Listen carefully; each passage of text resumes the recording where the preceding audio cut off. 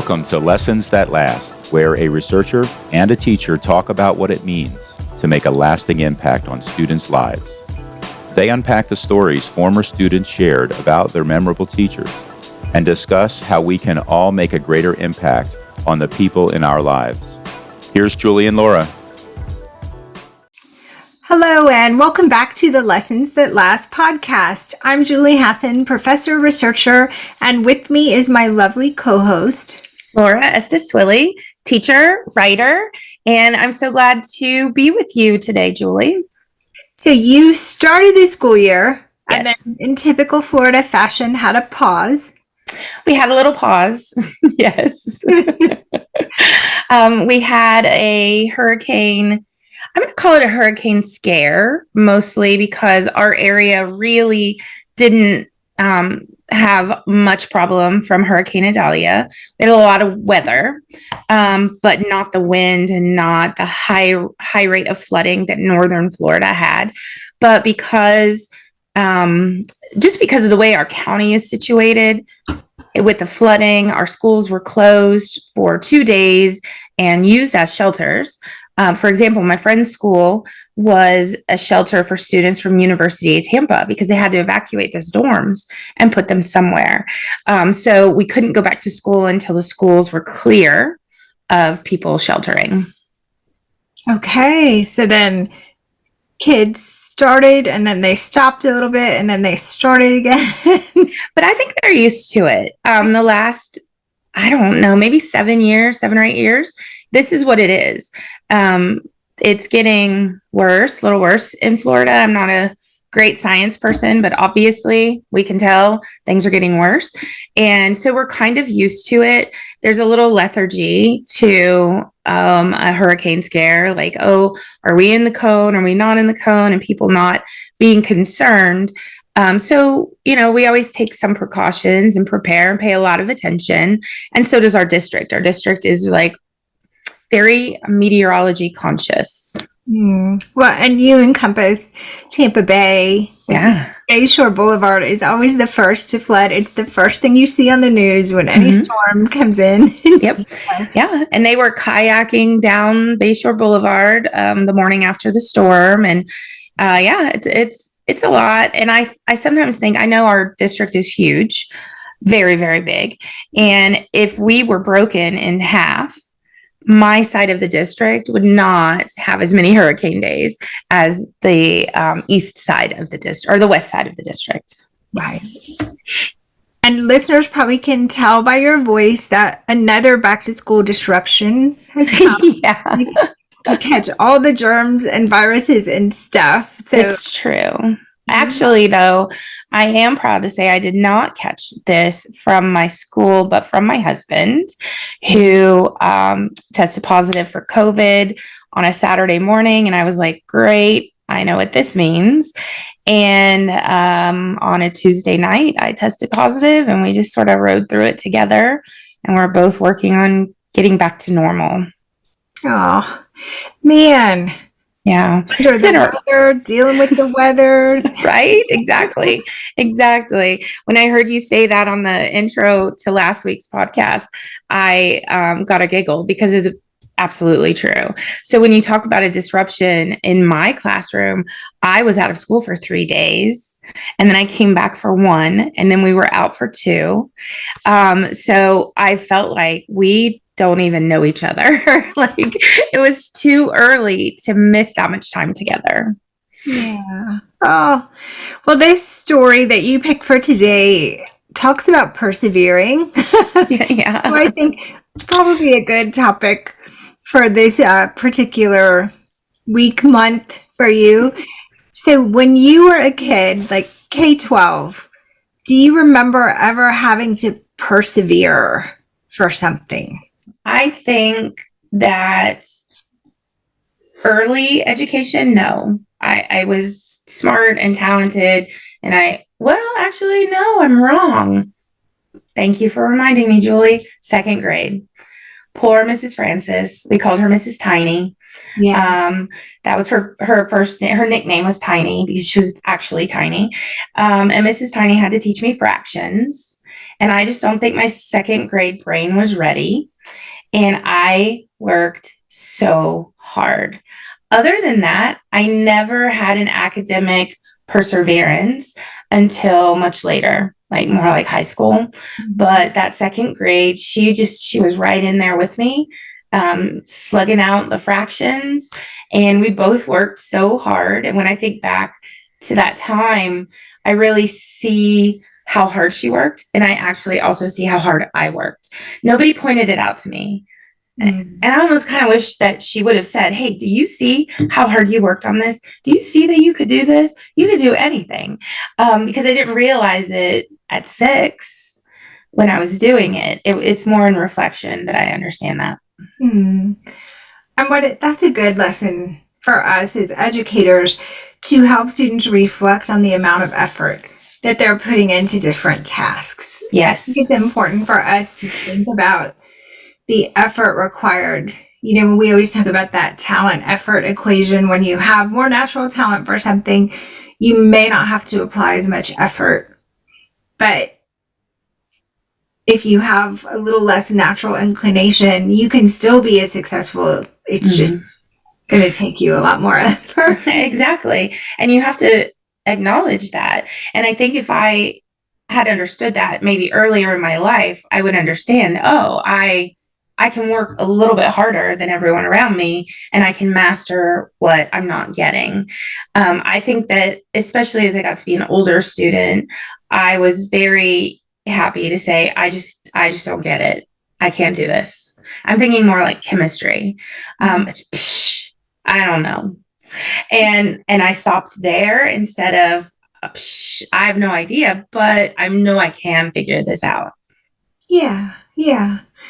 And apply those same strategies, right? Right. So exactly. If someone had said, do you remember that time in second grade when you couldn't do fractions? Can you do that same kind of effort plan here in chemistry? You would have been like, light bulb. Yeah. Right. And I don't think I really thought about that until I became a teacher. Even in college, I wasn't cognizant of that struggle and of that growth. It was as a teacher when I'm going through it with a student, and I'm always so aware of telling, like mindful. Let me remind you, remember where you were and look where you are. Let's look back. Because I think it's important for them. Yeah, to understand that sort of balance between talent and effort. And as a high school teacher, so you see kids who are athletes and scholars and musicians. What do you think trumps? Talent or effort? Talent or work?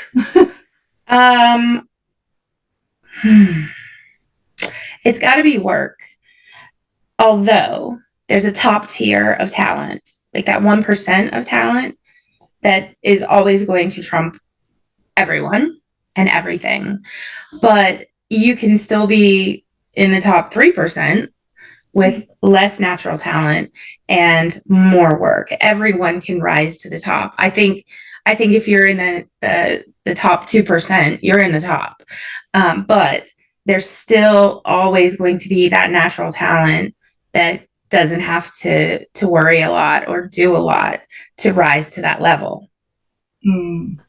I think you're right. Like there's a certain period of a kid's life when having talent will carry you pretty far. And then when you're competing with everybody else who is talented, right? And maybe high school sports, definitely college sports, or, in the musical realm, whether you're in orchestra or, whatever it is you're doing, vocals, that talent will get you pretty far until you're competing with all the other talent. And then step that game up. Yeah. And that's the problem. And I worry about this with kids all the time because I saw it in myself. I got to a point where my talent, just my natural brains, weren't going to get me where I wanted to be, but I didn't have the work ethic and I didn't have the strategies because I never had to develop that. And I think that stymies kids a lot, especially jumping from high school sports, for example, to college sports, or even high school scholastic achievement to the academics in college. They don't have the strategies. They don't have anything behind the talent. It's raw talent, which is great, but they're not ready for what's next. Mm. And so it's pushing all of them to stretch, right? Even our Yes. gifted kids, especially our gifted kids who may not struggle as often, but need to know what a struggle feels like, because inevitably at some point, if they're going to rise to that potential, they're going to have to struggle through some things. Exactly. I had a student who I adored. She was my TA many years ago. She was a perfect straight A student her entire life, very hard worker, really, really great kid. And she was struggling in I want to say maybe a math or science class, which is where her talent was, but she was still struggling. And I said, Caitlin, take the B. You need to know what it feels like to get a B, because I know where you're headed, right? You're going to college in this accelerated program. You might take a B now and then, and you need to know what it feels like, because you're not, when you are so talented and you have worked so hard, you're not ready for, well, we're going to call it a failure in an air quote, because getting a B is not a failure, but it was for her. And I really wanted to encourage her to just take it, feel it. And instead of trying to scurry around and do extra credit and the stress of trying to bring that B up to an A. Yeah. And we have to help kids understand that it's not about the grade or the honor or whatever kind of affirmation. Like we have to focus on the learning and the journey and the growth, because Right. that's what's real. Like everything else is sort of a constructed system. That's true. I love that. Thought. It's a randomly assigned, this is an A, and an A is the most important thing. Right. But what's really important is the growth and getting there. And if we're just striving for the A, then we miss the really juicy stuff anyway. Right. Yeah. What a great point. While we were talking, I was thinking about the last thing I was working on with my students, my honors and my regular students. In their curriculum, the whole first unit is about preparing for college and what's next and how to make those decisions, and reading some academic writing. And we were looking at imposter syndrome, which some of them had never heard of. And we talked about, okay, who has had imposter syndrome? Like, and a lot of kids couldn't admit to that just because they have to wear their mask. But a lot of us were like, absolutely, of course I've had imposter syndrome. And when you were talking about the kids who are so talented and it naturally comes to them, I'm thinking about that is probably a recipe for imposter syndrome. Because when you're up there being excellent and you look at all the other people who have worked so hard to be excellent, you're wondering if you really earned it, if you really deserve this. That's interesting. It's almost the opposite of what I think of with imposter syndrome, especially like here in higher ed, where we all have that, But those of us who have worked so hard, which is most of us who are women, Yes. in higher ed, tend to think, oh, I'm only here because I work hard and, all of these things, and not because I necessarily have the talent, or, if I don't keep up this constant grind. Right. That's the other side of the same coin. Mm-hmm. You either are here because you stumbled into it, because I'm talented and I got it, or I'm here because I had to work so hard and then I can never let up on the work. Right. I think it's the same imposter syndrome. And it's one of the reasons I love this story, because there's some nuanced lessons about, yes, but also about creativity. So we tend to think of like a hustle and a grind separate from the creative work, but this is sort of about both, and thinking about the way to have a really good idea is just to have a lot of ideas. Right. Right. I love that too. Yes. And we never know. I mean, we think we know what's a good idea, but we never really know until we try or throw something out there or create something, how anyone else will respond to it. You know, we might love it and think, well, surely everyone else will love it. And not always, right? Right. I mean, I'm almost guaranteed if I love it, most people won't, because I don't think like anybody else. And so to have like a whole bevy of options is a bonus. And I'm a fan of brainstorming, always brainstorming with my students, and that gives them all those choices.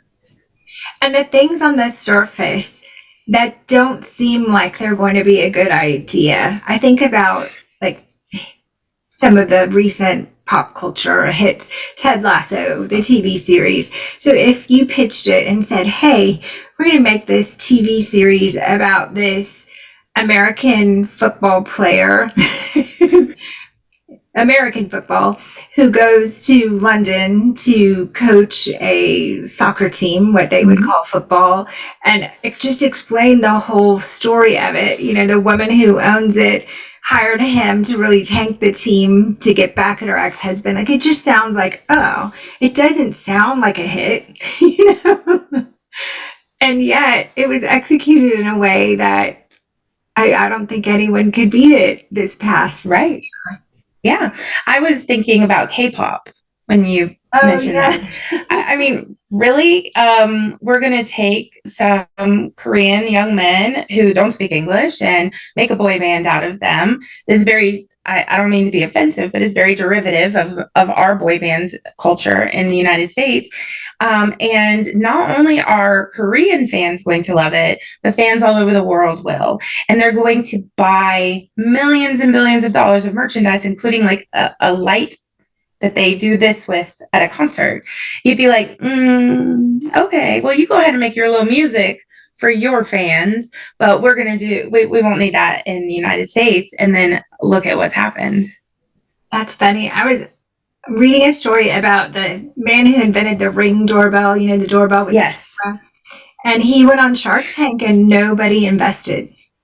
Wait, he was on Shark Tank? Yes. Wow. And the whole story was about people who went on Shark Tank and ultimately were successful, but didn't get investments. And I love just that. it's so interesting, like what turns out to be a good idea. Yes. Yeah. Right time, right place, right idea. Mm-hmm. So I think that's a good place to go into this week's story, Khalid's story about Mr. Pace. Laura, will you share that story with us? I would love to. I joined an entrepreneurship club in high school, and Mr. Pace was the club sponsor. He'd sold his own business a few years before and decided he wanted to teach. The club allowed him to share his life experience with us, and he told the best stories about his time as an entrepreneur. One of his favorite activities was asking us to generate a list of the worst possible business ideas. Then we picked the best worst idea and designed a business plan. It was his way of showing us that real problem solving and persistence can outperform good ideas. I learned so much about courage, tenacity, and patience in Mr. Pace's entrepreneurship club. Even though I never started my own business, those lessons have served me well. And on more than one occasion, I've had to go with the best of a bunch of bad ideas. In life, like in business, the rewards are often worth the risks. Oh, I love that lesson. I do too. I'm so impressed by this lesson. Because partly it didn't come out of a classroom environment, it came out of a club. Mm-hmm. And it kind of highlights the importance of those extracurricular things and trying new things. A lesson from a club has stuck with Khalid his whole life. That's amazing. And a lesson about work that he didn't necessarily go into, you know? Right. Yeah. And that sweet lesson about risk. What is it? My sweet son-in-law Jake is always saying you got to risk it to get the biscuit. Oh, yes. So there's really never a big win without some kind of risk, whether that risk is reputational or financial, or Right. when you even want to be in a relationship with someone, you risk that potential heartbreak. So I think Right. this lesson just has so many different ways it could be applied. I agree. I think the fact that Khalid didn't go into business is a perfect example of how many ripples Mr. Pace's entrepreneurship club had. And that he didn't paint entrepreneurship as I sometimes see it painted for kids, even in our College of Business, as this magical process. Like you have this great idea and then you put it out in the world and it's this amazing creative, like riding on a unicorn. Right. And the whole idea, I think that so many of our students and your students and our whole culture looks at overnight success. And there's no such thing. It's overnight where I didn't know your name yesterday and today I do. But other than that, the iceberg underneath that success is massive. And I think that's what Mr. Pace was teaching in a lot of ways. Yeah. Be ready for the opportunity. It's going to be a risk, Yeah. Generate a lot of ideas or potential solutions.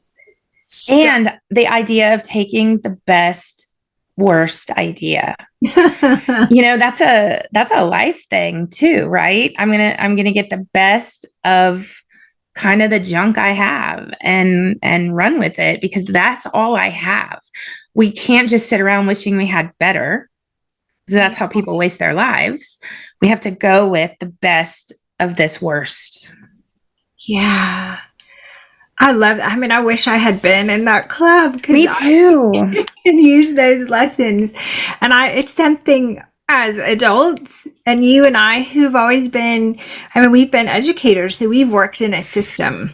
Yes. And now, we have this podcast and we have a book coming out, and that's part of a bigger sort of business. As much as it's a mission, we still have to keep it all afloat, right? Right. And so I'm learning those lessons just like he did, and I'm wondering, like, where is my Mr. Pace? Yeah. I need some of that teaching and encouragement, because it is sometimes we've got to make it work with what we've got. Like we've got to take what we have and figure out how to do this, whatever it is, whether it's editing these podcasts or editing our book or we're not marketing people. How do we get the message out? See, and that would have been something we need Mr. Pace for, because we're not marketers. Right. And it is a calculated risk to put yourself out there and say, look at what I've created. And I think that there's some lessons there we could have learned, probably everyone could have learned, but especially us. Like I wouldn't mind hanging out with Mr. Pace for a day or two. Yeah. And the resilience that comes with that approach where, okay, it didn't work. You got knocked down. Where do we go from here? How do you get back up? What are you going to do next? So I find you to have a lot of that resiliency. And in this writing the book and starting the podcast process that we've been doing now for about a year, you have really been the voice of resiliency in my ear when I've had moments of doubt or moments of concern. And you've assured me like that's not what matters. What matters is the work. Are you doing something that is important and that you believe in? Then that's the focus. And to me, that defines resiliency. Stay the path, keep going because you believe in what you're doing. And when you get those little pushbacks, you have to be reminded and you have to remind yourself. So I find you to be very resilient. Yeah. Well, thank you for that. I think it's a muscle, right? You build it over time. I have a friend, Lavonna Roth, who's great, who is, years ahead of me in this, and she will say control the controllables. Yeah. So in any situation, you can't control how many people listen or buy your book or what kind of support you get, the publication date, there's a publisher to work with, all of these things. Social media platform changes, all the stuff that you have to navigate. We control what we create. We control the energy we bring to it, the passion we bring to it. And so I love that control the controllables. And I imagine that was a lesson in Mr. Pace's club too. Yeah, I agree. So much in entrepreneurship outside of your control. And look at all the people who opened restaurants, and then the pandemic came, and they could have been the greatest restaurants, and there just was no surviving that without like huge financial investments from somewhere. The other thing I learned from Lavana that I think about all the time is I was always someone who would say, gosh, I just don't know. I don't know what to do. I don't know about that. I don't know how to do that. I don't know. And she would say, what would you do if you did know? It's just such a great question. And then I would say, well, I suppose I would this or this or this. And she's like, well, there you go. Wow, that you did learn that because you so we wrote our book and got our book to the publisher, and I was exhausted at that point. Just like I needed a break. And you said, so I want to talk to you about a podcast. And I was like, okay, but you have to give me until February. Like I can't think about a podcast. And then a week later in the mail came headphones and a microphone. And I was like, okay, this is not February. And anytime we talked about it in that preparation stage, you were like, well, this is what people say, or this is what people do, or this is what people like. And I was like, all right, I'm going to trust you. And it was that confidence that you had. What would you do if you knew? I know what people like. I don't know if you really knew what people like. I just trust you. So you go with it. And so I think that's the other thing that probably had to be a lesson in the entrepreneur path is surround yourself with people you can trust. Work with people you can trust. Mm-hmm. And ask people who have been where you're trying to go, because a lot of people will give you advice. Yes, that's true. But it may not be the most solid, useful advice if they haven't been where you're trying to go. Mm-hmm. Right. So there's something about some really generous friends who will offer some mentoring advice, or who make their journey and struggle public enough that the rest of us kind of know where the stepping stones are. And I think the other lesson that we had to keep in mind is, as wonderful as I think we are, we are not everybody's cup of tea. No, we're not everyone's flavor. It's not for everyone, and some people aren't going to like it. But I think that's important, because we didn't want something vanilla enough where we took all the sort of edges off of it and made it something everyone would tolerate instead of something some people might love. Yeah. Yeah, I can see that. And that to me sounds like not at all that, like, this was not the best of a list of worst ideas, but that sounds like a lesson from looking at those worst ideas. Are they the worst ideas because they're not universal? Not everyone's going to respond to them. Not everyone's going to like them.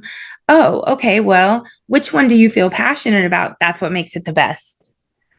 Yes. Yeah.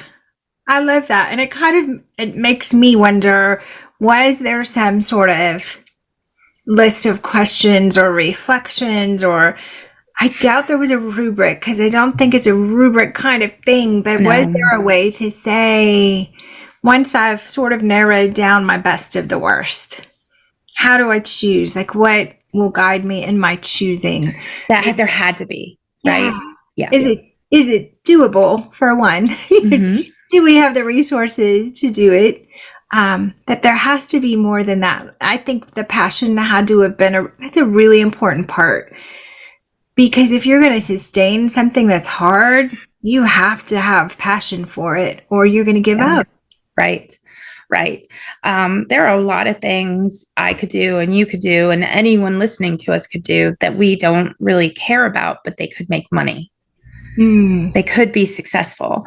But when you're an entrepreneur, you are kind of living that business for a couple of years. That's it. That's your life. If you're not passionate about it, it's not going to fly because you just can't give yourself over on that level to something that you don't care about. And in that way, entrepreneurship reminds me of teaching a little bit. You're going to give a lot of yourself to this endeavor. And if you don't really love it, it's going to be very hard to face it on the level that you need to face it. Does that make sense? It totally does. To be able to do it in such a way where you're continually improving your own skills and feeling the satisfaction of making the kind of impact you want to make is going to take 110% a lot of the time. Yeah. And if you love it, you're willing to do it. Right. And if you don't, I think that's a recipe for burning out, quitting. Yeah, I agree. Or doing it halfway. Mm-hmm. Oh, well, and then not being successful, and then the whole idea burns out. Entrepreneurship, I think, is so scary to some of us because it's building from nothing in a lot of ways, and it's a lot of risk, financial risk, life risk, reputation risk, all of that. And so it's definitely a tough choice for a life. But I will tell you that a number of my students have said in recent weeks, they want to be on that path. That's the path. They want to own a business. They want to pursue a business. So what a great thing for a school to have someone who's already done it. And if he's an entrepreneur, that doesn't mean he did it once. Right. To me, right? Because you can own a business, sell a business, and then go become a teacher, or you can build a business into something and then build another business and another business. And then we might start to call you an entrepreneur because this is your life and what you do with your skills. Imagine that walking into the classroom. What a wealth. And I would think being a successful entrepreneur, like being a teacher, would require a high degree of responsiveness. Yes. Responding to the changes, responding to the customers, figuring out how to constantly make it better or more aligned with what people want and need. And that's the same thing great teachers do is sort of take the temperature, assess the needs, shift and respond, and continue to grow and develop and figure out what creative new way to get this new, for you, like generation of kids to come to the same kind of understandings and become the same kind of young scholars.